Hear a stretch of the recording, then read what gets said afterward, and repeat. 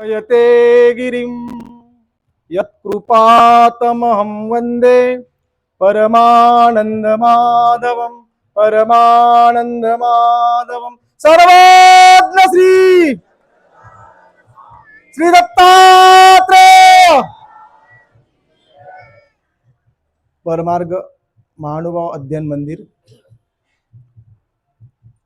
मंदिराचा 40वा वर्धापन दिन सोहळा या अनुषंगाने संपन्न होत असलेली ही धर्मसभा, या धर्मसभेला अध्यक्ष म्हणून ललांबूत करीत असलेले आजच्या कार्यक्रमाचे अध्यक्ष आदरणीय श्रद्धेय प्रातस्मरणीय महानुभाव पंतभूषण उपाध्य कुलाचार्य आचार्य प्रवर रणाईचे येथील बाबाजी, त्याचप्रमाणे ज्यांचं प्रमुख वक्तव्य आपण या ठिकाणी ऐकलं आणि मंत्रमुग्ध झालात असे माझे स्नेही आपणा सर्वांचे मार्गदर्शक आदरणीय श्रद्धेय प्रातस्मरणीय विद्वत रत्न नितीन दादाजी बांदकर, त्याचप्रमाणे ज्यांच्या माध्यमातून आपल्याला देवपूजेचा प्रसाद वंदनाचा अतिशय महत्त्वपूर्ण लाभ झाला असे माझे परमस्नेही आदरणीय श्रद्धेय महंत श्री कृष्णदास बाबाजी पारशिवनी, ज्यांचं अविरत असं काम आहे श्रद्धा संपन्न आणि लोकांमध्ये धर्मभावना दृढ करण्याचं, अनेकाच्या वेदाबोधाला कारण असलेले आदरणीय श्रद्धेय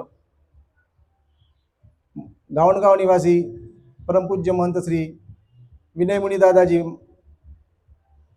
अंजनगाव सुरजी, त्याचप्रमाणे ज्यांनी प्रथम पुष्प गुंफून आपल्या सर्वांना मंत्रमुग्ध केलं, कालही आपल्याला त्यांनी विचार आपले प्रदर्शित केलेत असे आदरणीय श्रद्धेय परमपूज्य महंत श्री मुकुंदराज बाबाजी नागापूरकर, संन्यासी, तोंडामध्ये नागापूरकर बसलेला असल्यामुळे नागापूरकर आला, आणि ज्यांनी प्रस्ताविक विचार मांडून आपल्या सर्वांना एक वेगळ्या अशा अस्तित्वाचा जाणीव करून दिली, आपल्याला स्वतःच्या अस्तित्वाची जाणीव करून दिली आणि एक इतिहास आपल्यासमोर मांडून आपल्याला एक चेतना निर्माण केली असे आदरणीय श्रद्धेय माझे परमश्री अजय दादाजी वाकीकर, आदरणीय श्रद्धेय श्रेयस दादाजी, आदरणीय श्रद्धेय महंत श्री दामोदर बाबाजी, आदरणीय श्रद्धेय सत्यप्रकाश दादाजी, आदरणीय श्रद्धेय ज्यांच्याबद्दल आता मी काय सांगावं, आत्ताच नितीन दादांनी आपल्याला सर्व काही सांगितलेलं आहे असे आदरणीय श्रद्धेय केशराज दादाजी, डॉक्टर केशराज दादाजी कपाटे, ज्यांच्या पंथाच्या दृष्टीने अतिशय महत्त्वपूर्ण असं योगदान आहे असे आदरणीय श्रद्धेय आबादादा कपाटे, आणि जमलेल्या माझ्या समस्त धर्मप्रेमी बंधू आणि भगिनींनो, या कार्यक्रमात सूत्रसंचलन करीत असलेले आदरणीय श्रद्धेय प्रसन्नमुनी दादाजी खामनीकर आणि माझ्या जमलेल्या समस्त धर्मप्रेमी बंधू आणि भगिनींनो, आतापर्यंत जो आपण इतिहास ऐकत होता, याला मी इतिहास का म्हणतोय, कुणीतरी स्मृती म्हटलं, परंतु ती स्मृती नाही, श्रद्धाचार आहे, तो श्रद्धाचार आहे. आचार्यांची ती स्मृती, पुढे जो श्रद्धाचार आहे, मार्गरूढी आहे, मार्गरूढी आहे ती. हा जो आपण ऐकलाय त्यामुळे एक नवचेतना निर्माण झाली आहे. यातून आपल्याला असं लक्षात येईल, हे सर्व ऐकत असताना आता काय बोलावं आणि काय नाही हे सर्व काही सांगत असताना असं वाटत होतं की मी पण भारावून गेलो. अजय दादांनी जी सुरुवात करून दिली, त्यांच्या नावातच अजय आहे आणि जय जयकारच आहे, म्हणून त्यांच्या नावाच्या मागे टाळ्यांचा गडगडाट होतो असं आम्हाला नितीन दादाजी म्हणाले. का होतो? कारण त्यांच्या नावातच अजय आहे. आणि म्हणून अशा या विचारांना धरून ज्यावेळेला गुरुजींनी हा जो एक मुहूर्तमेढ केलेली आहे ज्या विचारांची, यामध्ये आज नव्हे तर आपण 4 पिढ्या उभ्या करण्याचं काम केलं आहे. त्याच्यामुळे पुढची 5वी पिढी उभी होईल आणि हेच काम सर्वदर्शी चक्रधर प्रभूंनी पण केलेलं आहे. जे काम आमच्या सर्वज्ञांचं आहे तेच काम आमच्या आदरणीय गुरुजींनी केलं, कारण हेच काम आम्हालाही करायचं आहे. ते उभं करायचं काम आम्हाला सर्वज्ञांनी सांगितलं. हा उभं करण्याचा विधी आम्हाला आमच्या लीळाचरित्रात पाहायला मिळतो. हीच उभं राहण्याची परिस्थिती आहे, कारण आम्हाला गुरुजींनी काय केलंय? उभं केलेलं आहे. गुरुजी ज्या ठिकाणावरती उभे आहेत, इथे याच्या मागे जो विचार आहे तो सर्वज्ञांचा विचार आहे. याच्यावर चालायचं का? हा कुठला जोड्यांचा आहे? कशाच आहे? कशाच आहे ते? लग्न आहे का? थोडस अर्धा एक तासाच्या, कारण आमची पण लिंक निघून जाईल. आपल्याला कुठे उभं व्हायचं आहे आणि कुठे जायचं आहे, कारण गुरुजींनी आम्हाला ज्या ठिकाणावरती उभं केलं आहे, आज या ठिकाणावरती अतिशय महत्वपूर्ण परमार्ग अध्ययनी संस्था उभी आहे. या अध्ययन संस्थेच्या माध्यमातून हजारो लोक उभे करायचं काम आमच्या गुरुजींनी केलेलं आहे. आणि हेच पाहत असताना आम्हाला लीळाचित्राच्या पानापानामध्ये आम्हाला पाहायला मिळतं स्वामी चक्रधरांनी अनेकांना उभं करायचंच काम केलेलं आहे. तोच वारसा घेऊन आमच्या गुरुजींनी सुद्धा उभं तुम्हाला केलं आहे. कुठे सापडतो हा प्रसंग? आपण पहा बरं, शोधा, थोडसा विचार करा. आणि हा प्रसंग आम्हाला पहिल्यांदा पाहायला मिळतो तो अचलपूरला भांडारेकरांच्या जीवनामध्ये. कारण भांडारेकर जेव्हा निघालेत, सर्वज्ञ श्री चक्रधरांना त्यांनी बघितलं आणि सर्व विसरून गेलेत. त्या क्षणातच त्यांना, एका क्षणातच त्यांना ती प्रवृत्ती निर्माण झाली आणि मनामध्ये सर्व भाव बदललेत. प्रसंग आपल्याला माहिती आहे. आणि अशा या प्रसंगातूनच गुरुजींनी सुद्धा तो प्रसंग, तो कार्यक्रम देखील, मला असं वाटतं हा वर्धापन दिन सोहळा येतोय बघा ना, हा वर्धापन दिन सोहळा येतो आणि पुढचा कार्यक्रम कोणता आहे उद्याचा? वसंत पंचमी. त्या वसंत पंचमीला मौदा या क्षेत्रावरती आम्ही जातो. इंगळी वी शरण स्थान आहे ते, तिथली लीळा महत्वपूर्ण आहे. इंगळी वी शरणाच्या आधी आपण पाहतोय ज्ञातृत्व अपतृत्व अशी प्रतीती अवधारली आणि तिथे आलेत ते. परंतु ज्ञातृत्व अपतृत्व ही प्रतीती अवधारण्याच्या आधी ते ज्या पुस्तकामध्ये, ग्रंथामध्ये पुस्तक चालत होते, ग्रंथ चालत होते, त्या ग्रंथामध्ये ते शोधत होते की जीवनमुक्ताचं लक्षण शोधत होते. त्या जीवनमुक्ताचं लक्षण शोधत असताना त्यांच्या दारामध्ये प्रत्यक्ष करचरवंत ब्रह्म उभं राहिलेलं आहे, परंतु लक्ष नाही त्यांचं. आमचे तसंच होत आहे. आमचे लक्ष नाही, आमचे मन विचलित होत आहे, आमचे मन अस्थिर होत आहे. श्रद्धा आहे, भाव आहे, परंतु त्याला डोळसपणा असणं महत्वाचं आहे आणि ती ज्ञानाने प्राप्त होत आहे. आणि अशाच पद्धतीने ही अवस्था निर्माण होत असतानाच ज्या क्षणाला हा प्रसंग उभा होतोय वर्धापन दिनाचा, आणि तोच प्रसंग स्वामी श्री चक्रधरांनी आपल्या भक्तांना सांगितलेला आहे, तू उभा राहा, तू उभा ठाकलाची पुरे सिद्धी ते थोडी नेजेल की. या सूत्राचा जो प्रकरण वश आहे त्याच्या आधीची पार्श्वभूमी पाहणं महत्वाचं आहे. असं का बरं सर्वज्ञ श्री चक्रधर प्रभू भांडारेकरांना म्हणालेत? त्याच्या मागची भूमिका लक्षात घ्यायची आहे. कारण की ज्या वेळेला स्वामी श्री चक्रधरांना भांडारेकरांनी बघितलेलं आहे आणि त्या क्षणी त्यांनी घरादाराचा त्याग केलेला आहे. थोडक्यामध्ये सांगतोय मी आपल्याला. आणि त्याग करून ते स्वामींच्या सोबत निघाले.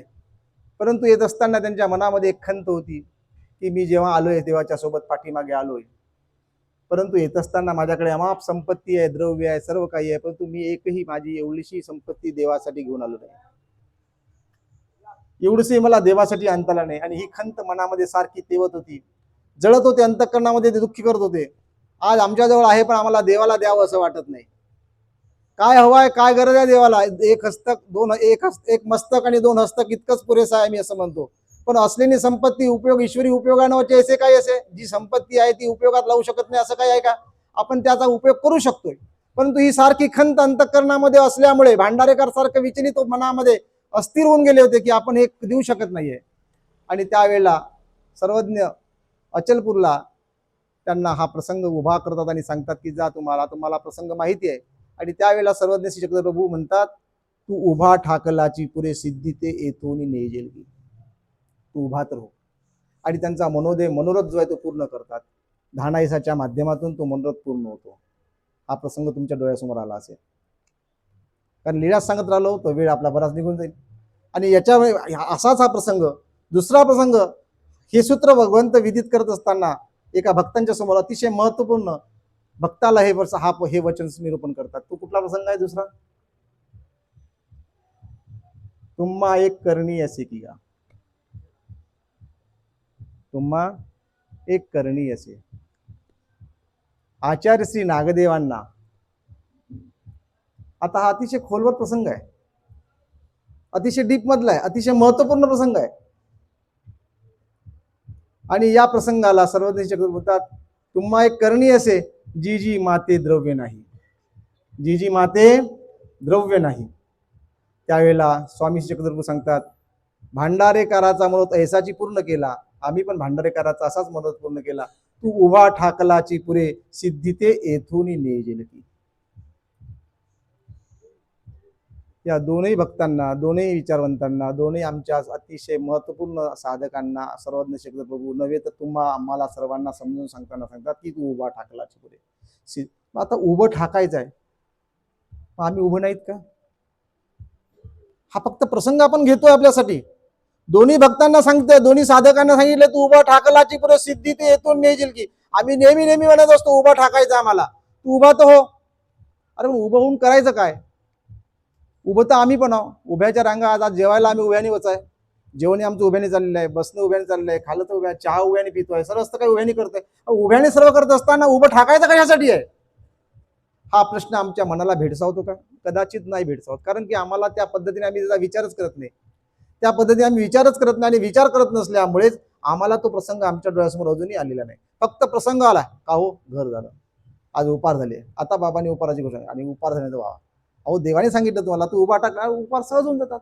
अहो वास्तूच आहे तू ही करण्याची तयारी. याच्यासाठी देवाने उभं राहायला सांगितलं का?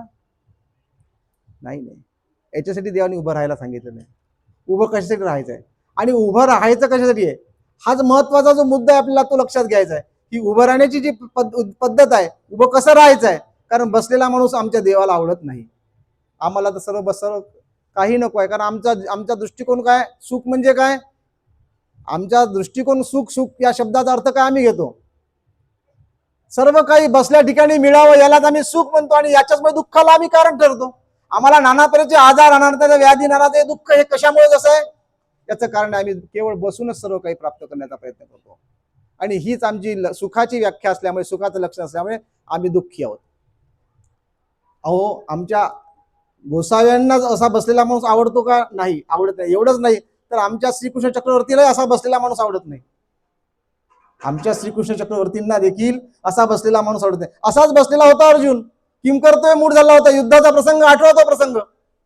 त्या प्रसंगी काय झालेला आहे, ज्याला तो युद्ध परांगमुख होऊ पाहतोय, नको आहे मला युद्ध, मला कशासाठी युद्ध करायचं आहे. आणि त्यावेळेला भगवंत अर्जुनाला कुठला निरूपण करतात, कुठला उपदेश देतात, कल्पना आपल्याला. ज्यावेळेला अर्जुन किमकर्तव्य हे उडून बसतोय, गांडीव धनुष्य टाकून देतोय आणि रथाच्या मागे येऊन जातोय. 8वा पहिल्या अध्यायातला शेवटचा श्लोक. आणि त्यावेळेला भगवंत काय म्हणतात, क्लेभ्यम मास्मगम पार्थ नैतत्व पद्धते शूद्रम हृदय दौर्बल्यम त्यक्तो तिष्ठ परंतपहा. हे परंतपा अर्जुना, शत्रूला ताप देणार अर्जुना, त्याच्या गांडीव धनुष्याचा टडत्कार ऐकल्यानंतर शत्रूंच्या हृदय विदीर्ण होऊन जात होती. अशा त्या अर्जुनाला भगवंत उपदेश करतात. काय उपदेश करतात? हतो वा प्राप्स्यसि स्वर्गम जित्वा वा भोक्ष्यसे मयम तस्मात् उत्तिष्ठ कोणते युद्धाय कृतनिश्चय. तू युद्धाला तयार हो, उठ, उभा हो, जागा हो, उभा हो. पण त्यासोबत ते एक शिवी पण देतात, क्लेभ्यम मास्मगम पार्थ, तू नपुसक होऊ नकोस, तू कर्तव्य मोडू नकोस, कर्तव्यापासून पतित होऊ नकोस. असा कर्तव्यपतीत झालेला मनुष्य भगवंताला आवडत नाही. विमोह त्यागुनी कर्म फलांचा सिद्ध होई पार्था, कर्तव्याने घडतो माणूस जाणून पुरुषार्था. विमोह त्यागुने, आणि हा विमोह त्यागणं महत्वाचं आहे. असा बसलेला माणूस आमच्या देवाला आवडत नाही, आमच्या गोसाव्यांना आवडत नाही, नाही तर आमच्या श्रीकृष्ण चक्रवर्तींना देखील आवडत नाही. आणि आम्ही असं बसलेलोच आहोत. अशी बसलेली माणसं आहेत का? बाबांनी आम्हाला सांगितलं अशी बसलेली माणसं नको आहे मला. मग कशी माणसं हवी आहे? गतिशील असावी. ती माणसं कशी असावी? गतिशील असावी. शेतकऱ्यांच्या आसुडांमध्ये ज्योतिबा फुले काय म्हणतात माहिती आहे तुम्हाला? गतिविना मती गेली, मतीविना नीती गेली, नीतीविना वित्त गेली. इतके सारे अनर्थ आहे का? अविद्येने केले. असाच हा समाज विकलांग झालेला आहे, त्याला उभं करण्याचं काम आपल्या गुरुजींनी केलेलं आहे. तेच आमच्या सर्वज्ञांनी केलं आहे. ही पार्श्वभूमी जेव्हा आम्ही अभ्यासात असतो, ज्या ज्या वेळा धर्माला ग्लानी येते त्या त्यावेळेला भगवंत अवतार घेतात. तर कशासाठी घेतात? उत्तिष्ठ भारत, उठ, उभा हो, जागा हो. कशासाठी उभं व्हायचं आम्हाला? कारण ती ही उभे आहोत आम्ही, परंतु उभे असूनही आम्ही आमच्यातली गती संपलेली आहे. आमच्यातली नीती संपलेली आहे, त्यामुळे आम्हाला सर्व अवस्था आमची गलित गात्र झालेली आहे. आणि म्हणून आम्हाला एक सुभाषितकार सुद्धा म्हणतो, अशी ही माणसं मला नको आहे. कशी माणसं? ही माणसं मृत आहेत, त्यांच्यामध्ये गती नसलेली ही माणसं मृत आहेत. जीवंतोपि मृतम पंचम व्यासेन परिकीर्तित, जीवंतोपि मृतम पंचम व्यासेन परिकीर्तित.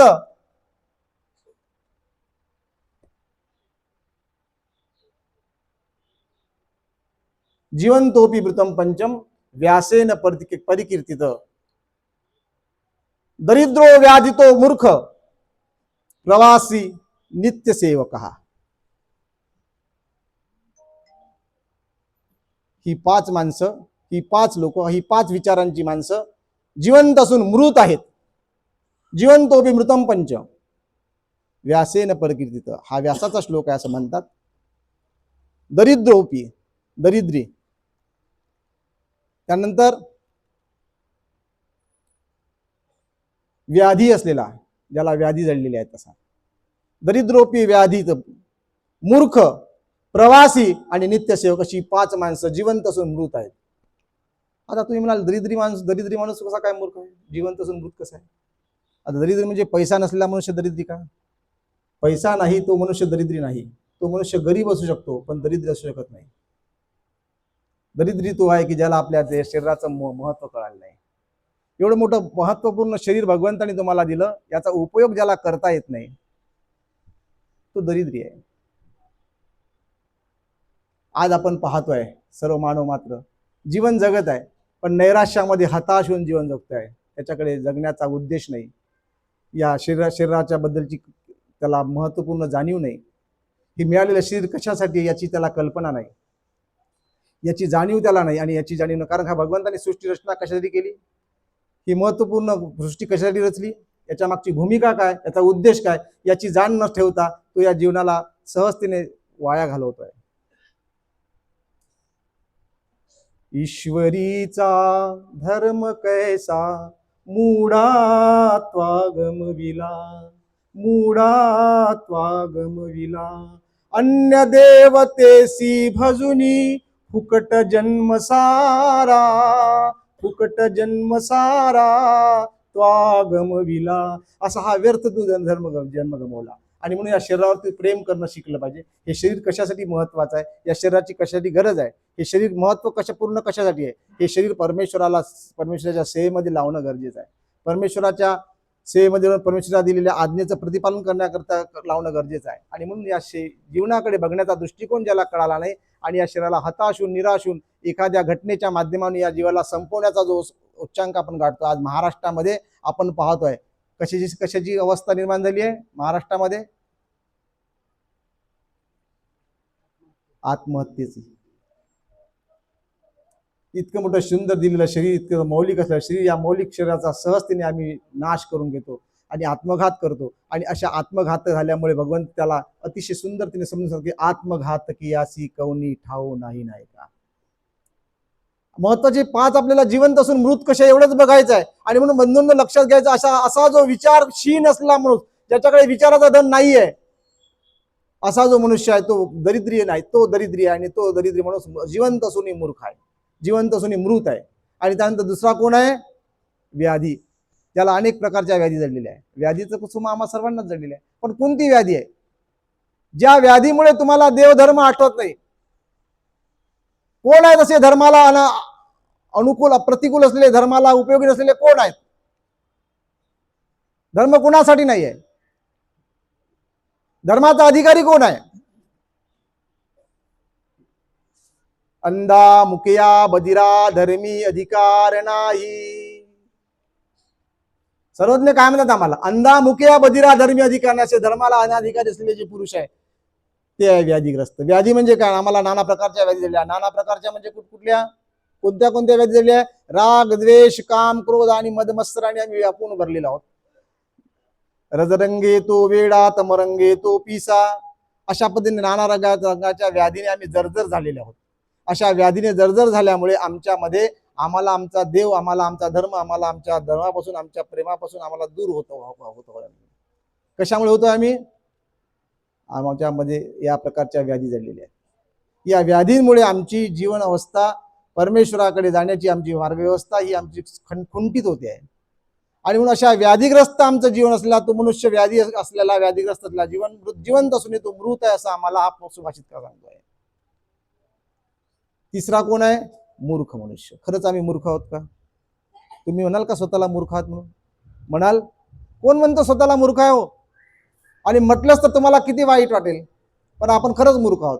एवढा सुंदर देह दिल्यानंतरही आपण त्या संपूर्ण जीवन आपण व्यसनाधीनतेमध्ये घालवतोय. आय हेल्प मी, माझा उपयोग करा, मला मदत करा म्हणतोय मी. तुम्ही रेल्वे स्टेशनवर गेला असाल, कधी बघितलं असाल, त्या कचरा कुंडीमध्ये काय लिहिलं असते? काय लिहिलं असते? आय हेल्प मी, मला मदत करा. तुम्ही बघत नाहीत का? आमच्या श्री गुरुजींनी मला सांगितलं, जिथे जाशील तिथे रस्त्यावरची पाटी असेल ती जिथे जाशील तिथे वाचत चल. आणि ते वाचत वाचत मला वाचाल तर वाचाल या विचारांना मला स्वीकारता आलं. आणि मी ते तिथे बघितलं, आय हेल्प मी. आम्ही असंच करतो, आम्ही ज्याला त्याला मदत करतो. आणि हे संपूर्ण गटार करून टाकले आमच्या शरीराने. आणि म्हणून आम्ही मानव संप्रदायामध्ये पहिल्यांदा उपदेश देत असताना पहिल्यांदा त्याच्याकडून निक्षून सांगतोय की पहिल्यांदा सप्तव्यसनांना त्याग करायचा आहे. सप्तव्यसनांपासून स्वतःला बाजूला करायचं आहे. कारण सप्तव्यसनांपासून जोपर्यंत तू बाजूला होतच नाही तोपर्यंत तुझ्यामध्ये शुद्ध विचार आणि शुद्ध आचार निर्माण होत नाही. शुद्ध बीजापोटी फळे रसाळ गोमटी. आणि शुद्ध बीज म्हणजे काय? व्यसनाधीनता ही आपल्याला गलिच्छ करून टाकते, आपल्या विचारांना संपवून टाकत असते. आणि म्हणून व्यसन हे कसं habit is bundle of man, माणसाला गुंडाळून टाकत असते, बंधन करत असते, बंधनात टाकत असते. आणि म्हणून व्यसन ही माणसासाठी समूळ विनश्यती आहे. आणि म्हणून व्यसनांपासून स्वतः आज बघा ना आपण काय आपल्या संपूर्ण शरीराला गटार करून टाकलाय. आपला आहार नाही, तो आहार आम्ही घेतोय. ज्याचा आहार शुद्ध आहे त्याचा विचार शुद्ध आहे, त्याचा विचार शुद्ध आहे त्याचा आचार शुद्ध आहे. म्हणून आहार हा बेसमेंट आहे, आहार हा पाया आहे. आहारच जर शुद्ध नसेल आमचा तर आमचा विचार शुद्ध कसा असू शकेल? आणि विचार जर शुद्ध नसेल तर आमचा आचार तरी कसा शुद्ध घडेल? आणि म्हणून आहार हा शुद्ध असण्याकरता आम्हाला पहिली पायरी आमचा आहार आहे. आणि म्हणून आम्हाला सप्तव्यसनापासून दूर करण्याकरता सर्वजण सांगतात की पहिले सप्तव्यसनापासून दूर व्हा. आणि म्हणून आम्ही महानुभावाचा उपदेश घेत असताना, अनुग्रह करत असताना आमचे श्री गुरुजी आपलं तुमच्याकडून काय करून संकल्प करून घेतात. कुठला संकल्प करतात? दारू, मास, जुगार, वेश्या, चोरी, शिकार या सप्तव्यसनांचा त्याग. हे तुम्हाला कल्पना आहे. परंतु गुरुजींनी याच्यावरती कशा पद्धतीने तुम्हाला उभं केलं, हा विचार तुम्हाला कसा दिलाय, ते जिवंत असून मृत कसे हे आपल्याला पाहायचं आहे. आणि म्हणून आम्ही मूर्ख आहोत. प्रवासी कधी मूर्ख असतो का? केल्याने देशाटन मैत्री सभेत संचार मनुजाने चातुर्य तसे फार, अशी आम्हाला सुभाषितकार आम्हाला सांगतात. आणि इथे प्रवासी हा मूर्ख जिवंत असून मृत असं सांगतात. हे कसं विरोधाभास वाटतो की नाही तुम्हाला? पण तो हा प्रवास कोणता आहे आपला? हा प्रवासच तर कळाला नाही आम्हाला. हा प्रवास महत्वाचा कळाला. आमचा जन्म कशासाठी झाला आहे? आम्हाला परमेश्वराची प्राप्ती करणे आमचं परम कर्तव्य आहे. ते न कळता आम्ही काय करताय? स्वर्ग नरक मृत्यू, स्वर्ग नरक मोक्ष आणि मृत्यू याच प्रवासामध्ये आम्ही स्वतःला गोवून घेतलंय. या चतुर्विध खाणी, चारी खाणी चारी वाणी, जन्म आला ते तुका प्राणी मृत्यू पावती. या चारी खाणी चारी वाणी हा प्रवास चाललेला आमचा. हा प्रवास कुठे थांबेल, कुठे संपवायचा याचा विचार आमच्या जवळ नाही. असा प्रवासी आम्ही होऊन बसलोय. आज इथे आलोय, उद्या तिथल्या घर बदलत चाललोय. कुठलं घर आहे? मनुष्य असा प्राणी आहे की तो 84 लक्ष जीवनातून आले असं म्हणतात. आणि म्हणूनच आमच्यामध्ये सर्व गुणांचा ठेवा आहे. आमच्यामध्ये सर्व गुणांचा ठेवा काय? आमच्यामध्ये लाथा मारण्याचा गुण कशामुळे आला तुम्हाला माहिती आहे का? आमच्यामध्ये लाथा मारण्याचा गुण कशामुळे आला माहिती आहे? आम्ही पूर्वी गाढवांच्या जन्मात होतो. आम्ही भकत आहोत, आम्ही निंदा करतो. आमच्यामध्ये कशामुळे आला हा गुण? कशामुळे आला माहिती आहे तुम्हाला? आम्ही पूर्वी कुत्र्याच्या जन्मात होतो. या नानाविध जन्मामध्ये येऊन आम्ही, कारण का मरणाचं स्मरण असणं महत्वाचं आहे. मृत्यूचं स्मरण अतिशय महत्वाचं आहे. ज्याला मृत्यूचं स्मरण नसतं ना तो परमेश्वराचं स्मरण करत नाही. कारण मृत्यू हा अतिशय महत्वाचा आहे. मृत्यूच्या समयी ज्याला तुम्ही आठवाल तोच अनुबंध घेऊन तुम्ही पुढे जन्माला याल. आणि म्हणून भगवंत अंतकाले च मामेव स्मरण मुक्त्वा कलेवरम य प्रयाती तदम देह सयाती परमाम गती. आणि म्हणून अशा पद्धतीने हा जो प्रवासी आहे, अनेक जन्म आता नानाविध 84 लक्ष जीवन आला, त्याच्यामुळे जन्म आले ते तुकी माने मृत्यू पावती, चारी खाणी चारी वाणी जे तुकी माने, अशा नानाविध जन्म युनित आल्यामुळे असा हा मनुष्य देहामध्ये आलेला आहे. हा प्रवास न संपणारा प्रवास आहे. आणि म्हणून काय म्हणतात, शाश्वत पद जर हवे तुला तर कर ईश्वर भक्ती, अनन्यतेने सर्व परीने मग लाभे मुक्ती. जय जय चक्रधरा, दाही दिशा उजळल्या, पावन झाली धरा. दाही दिशा उजळल्या, पावन झाली धरा. आणि म्हणून बंधूंनो, हे शाश्वत पद हवं असेल तर हा प्रवास जर तुम्हाला संपवायचा असेल तर तुम्हाला शाश्वत पदाची तुम्हाला जिज्ञासा, शाश्वत पदाची भूक तुम्हाला लागणं गरजेची आहे. ही शाश्वत पदाची ज्यावेळेला तुम्हाला भूक लागेल, आणि ही शाश्वत पदाची भूक तुम्हाला कधी लागेल, या अध्ययन मंदिरात आल्यावर लागेल. ही अध्ययन मंदिराची गरज का निर्माण केली, कारण ही शाश्वत पदाची भूक गुरुजींना होती. आणि म्हणून ही शाश्वत पदाची भूक गुरुजींना असल्यामुळे शाश्वत पद तुम्हाला हवं असेल. आणि म्हणून गुरुजींनी सांगितलं की धर्म सोडू नका रे बाबा रे, सर्व काही करा पण धर्म सोडू नका. धर्माशी जागृत राहा, धर्माशी वेळबान होऊ नका. धर्माशी जागृत राहणं गरजेचं आहे. धर्म रक्षती रक्ष, धर्माचं रक्षण करा, धर्म तुमचं रक्षण करेल. आणि म्हणून धर्माचं रक्षण करणं असा प्रवासी आहे. हा प्रवास आपला थांबला पाहिजे. हा प्रवास कुठे थांबवायचा आहे आणि काय करायचं आहे याचं तुम्हाला अत्यंत महत्वपूर्ण ज्ञान, श्रद्धा कशी अढळ असावी लागते, आणि श्रद्धेला अढळपद प्राप्त करून अशी ज्ञानाची गरज आहे. ते कुठलं ज्ञान आहे, कारण श्रद्धेचं लक्षण आहे ज्ञान. श्रद्धा तुम्हाला प्राधान्य, श्रद्धेने तुम्हाला ज्ञान प्राप्त. श्रद्धावान लभते ज्ञानम, आधी श्रद्धा ठेवी लागते. पण कुठे ठेवायची श्रद्धा याचं पण ज्ञान असणं गरजेचं आहे. आणि म्हणून यासाठी आपल्याला अत्यंत महत्वपूर्ण गुरु करणं महत्वाचं आहे. कुठल्या गुरुजवळ जायचं आहे, हा दैव योगाने प्राप्त होत असतो.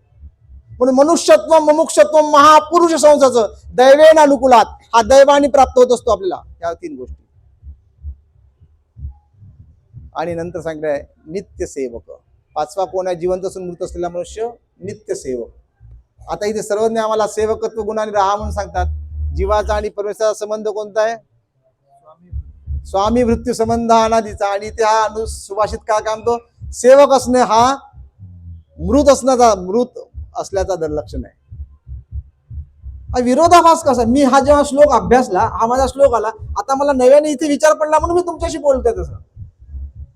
कारण मी बोलत असताना विचार करून बोलतोय, आपल्याशी संवाद साधतोय. आणि म्हणून मलाच प्रश्न पडला, सेवक म्हणायचं. सर्वज्ञ म्हणतात, तू दाता मी सेवक तुझा, हे नाते राहावे. तू दाता आहे, मी सेवक आहे, आणि हे नातं राहावं असं सर्वज्ञ आम्हाला सांगतायत. आणि मग हे सेवक हे नातं असताना इथे सेवकाला मृत का बरं घोषित केलं असेल. आम्हाला सेवक होता, पण सेवक कोणा झालो आम्ही, आमच्यामध्ये गुलामी शिरलेली आहे, गुलामी. आता गुलामीसाठी आपण जास्त विचार करणार नाही. आम्ही आज तुम्ही स्वतःकडे लक्ष द्या. आज तुम्ही कशाचे दास आहात, तुम्ही कशाचे गुलाम आहात, हे पहा मागे चाललेला आहे हा खेळ. हम ऊ के दास है, हम किसके दास है, बाबांनी सांगितलं तुम्हाला. त्याचे सर्व पटल खोलल्या गेले आणि त्याला लक्षात आलं खरं घरीच तर माझा देव आहे. तसे आम्ही याचे दास होऊन बसलो. ऊ के दास आहे. ऊ के दास म्हणजे कोणाचे दास. आता असं म्हणू नका, उवा कोणा डोक्यात असतात, म्हणजे याचा अर्थ काही तुम्हाला मी गौण म्हणतो असं नाही. आम्ही या संसाराचे दास होऊन बसलोय. हे परस्पर एकमेकांचे. आम्ही कोणाचे दास आहोत, आम्ही परस्पर एकमेकांचे दास होऊन बसलोय. आम्ही संसाराचे दास झालेलो आहोत. संसार आमच्यासाठी सर्वस्व झालेला आहे. आणि म्हणून संसार हा आम्हाला गोड वाटतो. मानवी जीवनातला सर्वात महत्वाचा महोत्सव जर कोणता असेल तर हा आहे मागे चाललेला गोंधळ. त्याला मी गोंधळ शब्द वापरला, हा तुम्हाला जरी वाटत असेल तरी गोंधळच आहे तो. कारण आम्हाला आमच्या कर्तव्यापासून, आमच्या लक्ष्यापासून दूर करणार आहे. महत्वाचा आहे, कारण संसार हा महत्वाचाच आहे. कारण संसार दुःखी आहे म्हणतात.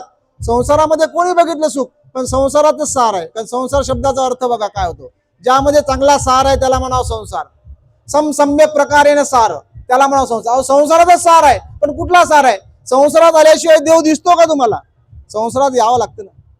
मग तू त्याला दैव योगाने त्याला मनुष्यत्व, मुमुक्षत्व आणि महापुरुषाचा संसार प्राप्त होणं महत्वाचा असतो. आणि ही गोष्ट आपल्याला प्राप्त होणं गरजेचे आहे. तशी 5 मूर्ख आहेत, 5 हे मृत असून जिवंत असून मृत असलेले सांगितले आम्हाला. मग आम्हाला हे असताना आम्हाला देव उभं राहा काम. हे उभं राहणं ज्याला कळालं त्याच्या जीवनामध्ये बदल होत असतो. हा बदल कधी हा बदल आपल्याला पाहायला मिळाला तो भांडारेकरांच्या जीवनात पाहायला मिळाला. हा बदल आम्हाला पाहायला मिळाला तो आचार्यश्री नागदेवांच्या जीवनात पाहायला मिळाला. हा बदल आम्ही त्यांच्या जीवनात बघितला आणि तो बदल आम्हाला आमच्या जीवनात आणायचा आहे. अशी आम्ही माणूस तर उभा जाणूच आहे ना. माणूस हा प्राणी कसा आहे? उभा प्राणी आहे. इतर प्राणी आडवे आहेत. गाय बघा कोणता प्राणी आहे. इतर प्राणी बघा ना ते कसे आहेत, आडवे प्राणी आहेत. पण तो मनुष्य कसा प्राणी आहे? वर्गीकरण केलंय ना आता याच्यात वेगवेगळं बोलणार. स्वस्त प्राणी आहे, जलचर प्राणी आहे, भूचर प्राणी आहे, बीजर प्राणी आहे, असे अनेक प्राणी आहे. त्यामध्ये मनुष्य विचार जर केला तर उभा प्राणी आहे. उभा आहे. तो आडवा होतो कधी झोपला तर, पण तू अनेकांच्या मध्ये आडवा येत राहत होतो. अनेकांच्या याच्यामध्ये लक्षात घ्या तो आडवा होतो आणि आडवा होण्याचा गुणधर्मच माणसाला आडवं करून टाकतो. दुसऱ्यासाठी गड्डा खोदतो तो माणूस स्वतःच गड्ड्यात पडतो म्हणतात ना. आणि म्हणून हे लक्षात असल्यामुळे स्वामी म्हणतात बाबा रे तू उभा हो. तू उभा होणं गरजेचं आहे आणि उभा होशील सर्वज्ञांच्या विचारावर उभा होशील तर तुझ्या जीवनामध्ये तुला सर्वज्ञ भेटल्याशिवाय राहणार नाही. आणि तेच आम्हाला पाहायला मिळालं भांडारेकरांच्या जीवनामध्ये. भांडारेकर उभे राहिलेत आणि भांडारेकरांच्या जीवनामध्ये भगवंत मिळाले. शेवटचा क्षण बघा, 8वा तो क्षण सर्वज्ञ भांडारेकरांचा. आता याच्यामुळे माझा कॉन्टॅक्ट बदलून जातो. कारण कसं आहे बंधूंनो, भांडारेकरांचं जीवन बघा. काय म्हणतात बाबू कवी तुम्हाला माहिती आहे? माझी लाईन चुकून गेली.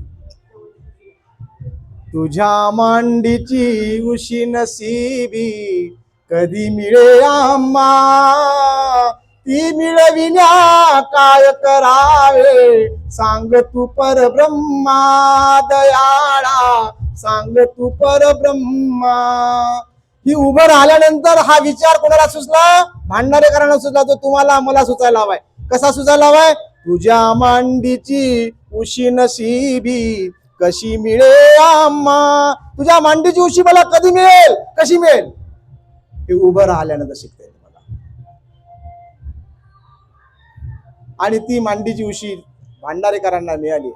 पुन्हा तुझी मला रे देशील काही जाणू, सांग म्हणून होईल का तुझी सेवा, का त्याग करशी कनवाळू माझ्या देवा. हे कनवाळू असलेल्या देवा कृपा, कनवाळू असलेल्या देवा कृपेने देवा तू माझा का बरं त्याग करतो?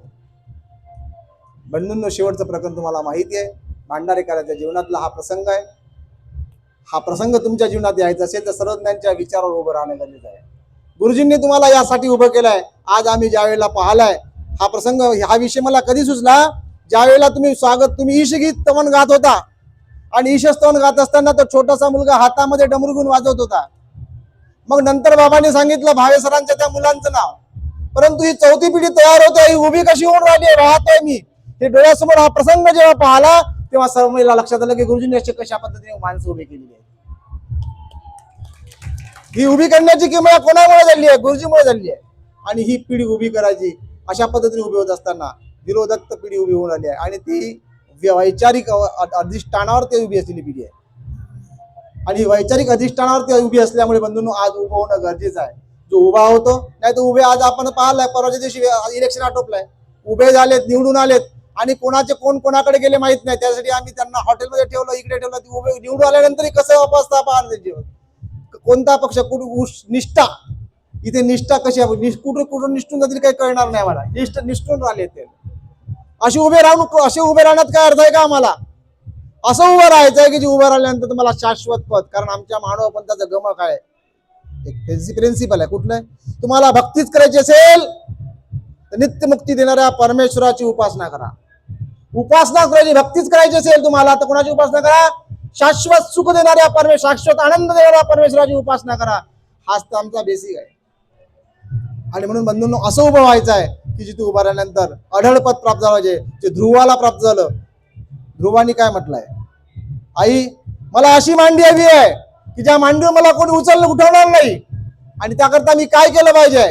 जरी ते अन्य देवतेची उपासना असेल तरी सांगण्यासाठी आपल्याला सांगायचं नाही. अन्य उपासना केली आणि अढळ पद प्राप्त केले. ध्रुव तारा आपल्याला पाहायला मिळतो. आम्हाला गुरुजींनी हाच विचार दिला आहे की अढळ पद जर प्राप्त करून घ्यायचं असेल तर तुम्हाला काय करायचं आहे? अनेक मंत्र असती सुख नित्य सत्य नाही तेथे. अनेक मंत्र या जगात आहेत, तिथे सुख नाही आहे. म्हणून काय करायचं आहे तुम्हाला? चक्रेश मंत्र घ्या. चक्रधाचं नाम तुम्ही अंतःकरणामध्ये जपावं. हे चक्रेश नाम ज्याच्या मुखामध्ये असेल, ज्याच्या अंतःकरणामध्ये असेल, तो नित्य शाश्वत पदाचा अधिकारी आहे आणि तो आनंदाचा अधिकारी आहे. असा आजचा हा प्रसंग 40वा वर्धापन दिन, 40व्या वर्धापन दिनाच्या अनुषंगाने अध्ययन मंदिरामध्ये आज नवीन एक महत्वपूर्ण पैलू आज काय झाले उभा झालेला आहे. कुठला आहे तो? अध्ययन मंदिराच्या माध्यमातून आज एक ग्रंथालय उभं झालेलं आहे. त्या ठिकाणी उभं शब्द वापरतोय पुन्हा मी इथे. ग्रंथालय उभं झालंय ते पहा. असं उभं होण्यात कोणता अर्थ आहे आपल्याला? या उभं होण्यामध्ये आपले सारी पाठ सपाट होऊन गेलो आहे आणि म्हणून असं उभं व्हायचं आहे. ग्रंथ हे आपले गुरु आहे, ग्रंथ हे आपले निष्ठा आहे. आपलं ग्रंथ आपण गुरु जरी म्हणत असलो, कारण आम्हाला सांगितलंय काळ्या अक्षराने बोध होत नाही, परंतु ग्रंथाचं वाचन हे महत्वाचं आहे आणि म्हणून त्याचं वाचन आणि अतिशय महत्वपूर्ण संदेश आज आपण या ठिकाणाहून देतोय. आज अध्ययन मंदिर संपूर्ण पंथाला, संपूर्ण जगताला हा एक अतिशय महत्वाचा संदेश देतोय की नसुद्धा मंदिर निर्माण करून चालणार नाही, तर त्या ठिकाणी ग्रंथालय देखील असणं महत्वाचं आहे. आणि म्हणून ग्रंथालय तुम्हाला उभं करतंय. आणि बघा, तुम्हाला जीवनामध्ये बघत असताना, लौकिक जीवन जगत असताना तुम्ही विवाह संबंधामध्ये जेव्हा आता मागचा प्रसंग विवाहाचा आहे, विवाह कधी केला जातो? ज्या वेळेला तो पायावर उभा होतो त्याच वेळेला केला जातो. जो पायावर उभा नाही त्याचा विवाह करून उपयोग नाही, तो दुःखी आणि दरिद्री राहतो, त्याच्या जीवनात दैन्य येतं. आणि म्हणून असा हा उभं होण्यासाठी आजचा हा प्रसंग महत्वाचा आहे. 40वा वर्धापन दिन तुम्हा आम्हाला सर्वांना नव्हे तर गुरुजींनी 40 वर्ष घालवले आहेत आज तुम्हाला उभं करण्याकरता. अशी चौथी पिढी आज 40व्या वर्षाच्या अनुषंगाने दुसरी पिढी येते नियमाप्रमाणे, परंतु त्यांचं संपूर्ण कालखंड या चौथ्या पिढीपर्यंत आपल्याला पाहायला मिळालेला आहे. आणि म्हणून बंधूंनो, आजच्या या प्रसंगी मी आपल्यामध्ये आलो आणि आपल्याशी संवाद साधता आला. आपल्या भेटीचा सुयोग मला प्राप्त झाला, त्याबद्दल अध्ययन मंदिराच्या सर्व सदस्यांचे, ट्रस्टींचे, सर्वांचा मी ऋणी आहे. आणि अशाच पद्धतीने तुमचा सहयोग मला घडत राहावा अशी अपेक्षा करतो. आणि आपल्या या 40व्या वर्धापन दिनाला शुभेच्छा देऊन मी इथेच थांबतो. दंड प्रणाम, दंड प्रणाम. सर्वांना श्री चक्रधर